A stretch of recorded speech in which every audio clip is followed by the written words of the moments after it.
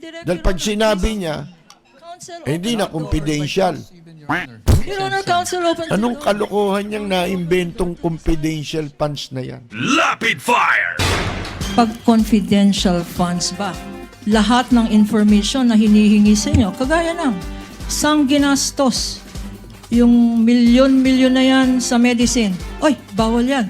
Confidential yan. Pwede ba yun, Mr. Witness? Hindi po. Since ang confidential fund po ay public fund, so dapat po ay properly accounted po ito.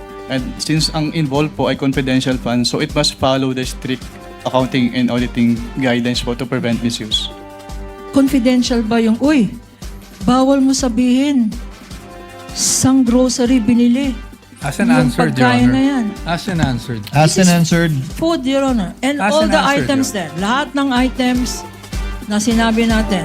Food, medicine, As an transport. answered, Your Honor. I ask for a ruling. Your Honor, Naku po, mga kaibigan, oo. Kaya nga sabi sa inyo, batas yan eh. Kinakailangan specified eh.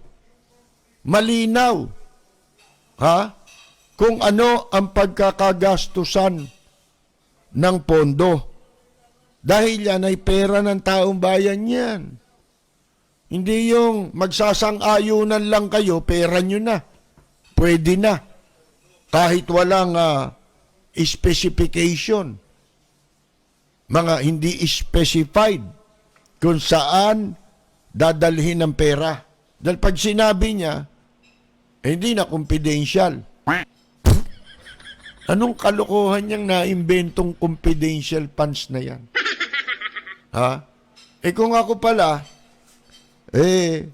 presidente, vice president, ha? Tapos entitled ako dyan sa confidential fund. Magtatayo ako ng pwede palang magtayo ng isang ng isang harem. Ha? Kukuha ko ng maraming babae. Lahat yan pasusweldoin ko. Galing dun sa confidential funds. Pwede ba yun? Ha? Mga kaibigan. Pwede kung gusto nilang gawin. Kasi pinapayagan eh. Confidential fund eh. Mga kaibigan. Ano masasabi mo dyan? kung akong tatanungin, scam ito. Move to strike, No Your further Honor. Move to questions. strike. That is out of order, Your Honor. No further Bueno, questions. balikan natin ho swing is ito. right. Ha? Sinabi raw nitong si Duterte sa kanyang sa deliberation ng DepEd budget for 2023. Initially po, lumapit na kami sa Pangulo at sinabihan ko po ang Pangulo na if you give me 100 billion, I will solve all the problems of basic education. And that is what I want to reiterate as well to Congress and the House of Representatives. If you give us, the people here sitting in front of you, 100 billion, we will be able to solve the problem in 6 years. Parang merong strong eh, di ba? Strong yung mensahe sa Congress. Kayo, dyan sa Kongreso, if you give me, give us, bigyan nyo ako. The people here sitting in front of you, sila raw yun. Kami, ng mga nakaupo rito sa harap nyo, 100 billion. We will be able to solve the problem in 6 years. Mga kaibigan. Ano masasabi mo dyan, Ingkong? Ang taong nagkakakontra-kontra sinasabi, yung medyo may sira ulo nun.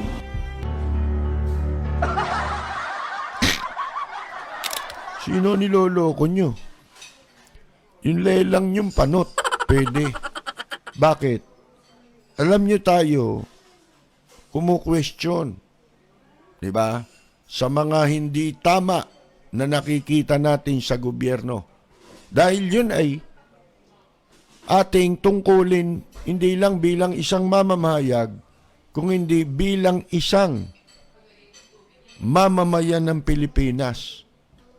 Dito ay ginagampanan natin ang pagmamalasakit na dapat ginagawa ng bawat mamamayan na hindi mo papayagan na basta na lang magagawa nila ang gusto nilang gawin. Hindi mo na kukwestiyonin. Hindi pwede yun na walang kukwestiyon. Pag sinabi mong wala nang kukwestiyon, isara mo na ang ating judiciary. Wala na lahat yan. Bakit? Hindi ka na pwede mag-question eh. Kung ano ang gusto nilang maging desisyon, yun na lang. Pwede ba yun? Tanungin nyo nga sarili ninyo kung pwede yun. Kasi nag-aaksaya lang tayo ng panahon. Di ba? Katulad yung mga pangako lang yan eh. Lulutasin ko sa 6 na taon. Ganyan din ginawa ng tatay niya eh. Kaya lahat ng pinangako nun, walang nangyari. Pero daming nawalang pera sa administrasyon ng tatay niya. Ito nga si Vice President Sara Duterte, may nilabas ng COA eh. Ang laki ng pera na pinagpapaliwanag sila, mga kaibigan, ng Commission on Audit. Bilang siya ay alkalde ng Davao City. Hindi ba dyan din natuklasan ng COA na merong ilan libo yon? Libo-libo eh. Na ghost employee. Mga kaibigan, ang Davao City. Ito'y nung siya'y nanunungkulang mayor. Di ba? Ang laking pera. Mga kaibigan, sabi nga sa inyo, wala pang 1 bilyon ng pondo ni Vice President Leni Robredo kada taon. Ang daming nagawa. Hindi dahil sa pera ng gobyerno, kung hindi dahil sa tulong at suporta ng private sector. Nakapagpatayo ng pabahay. Di ba? Sample lang. Mga kaibigan, bakit siya tinulungan ng private sector? Para siya, sa kanya may tiwala. Wala sa gobyerno.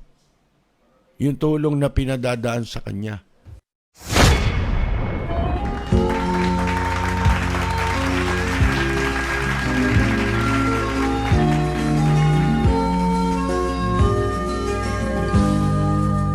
Bayan ko ay isa ang lahi, dito'y wala ang pagkukunwari. Hindi padadaig, sadyang kilala sa daigdig, may pagkakaisa sa bawat nais. Ang bayan ko'y punong-puno ng yaman, bakit ito'y kailangan pang iwanan? Hindi nga ba't anong sarap mabuhay